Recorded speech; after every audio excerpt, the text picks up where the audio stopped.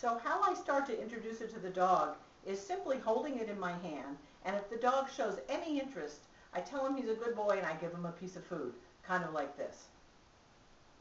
Good. He just looked at it. That's fine for me.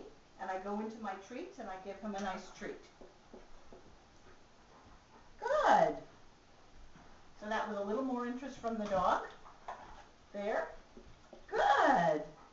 So to him, the collar means nothing at this point. It's got a neutral meaning. But now I'm associating with food, so I'm classically conditioning it or pairing it with something he loves, which is food.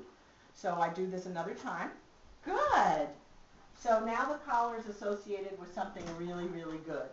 What I'm using for training treats is a mixture of some meat roll, a little bit of mozzarella cheese, and some jerky food, some jerky treats that I broke up. I like to use a variety of high-value treats with my dog with training. Sometimes I'll use one kind, sometimes I'll mix two, sometimes I'll mix three, and I alternate them just to keep the training really interesting. So now what we're going to do is I'm going to put it on the floor, and if he approaches it, I'm going to mark him and just tell him what a good boy he is. Again, all I want him to think is this is a wonderful thing. Good.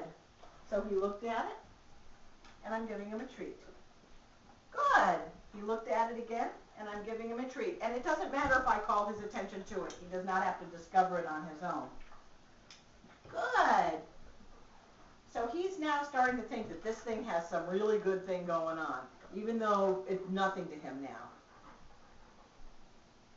Good. I'll pick it up and show it to him, and I'll make him happy, happy, happy.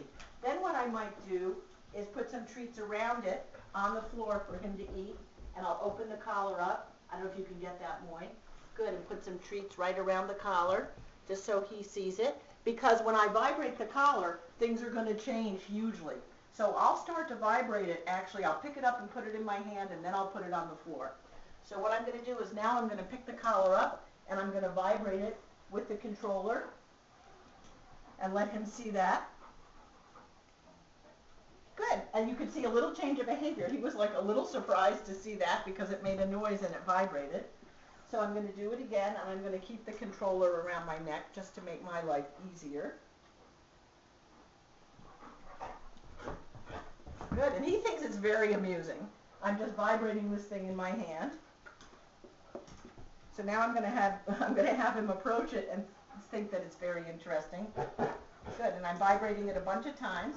Good, beautiful. And he seems to think it's very amusing. I'm going to give him a cookie for that. Now I'm going to put it on the floor and do the same thing. Now it's not going to be attached to me, so his response to the vibration might be just a little bit different. And I have some treats behind my back. Well, actually, what I'll do is I'll put some treats on the floor and vibrate it, and that way hopefully it won't be too surprising. Good, it's vibrating. He took a good look at it. You can see the red light go on when it's vibrating. I'm going to have him back up and do this again. Munchy. Beautiful. Vibrate it. Red on.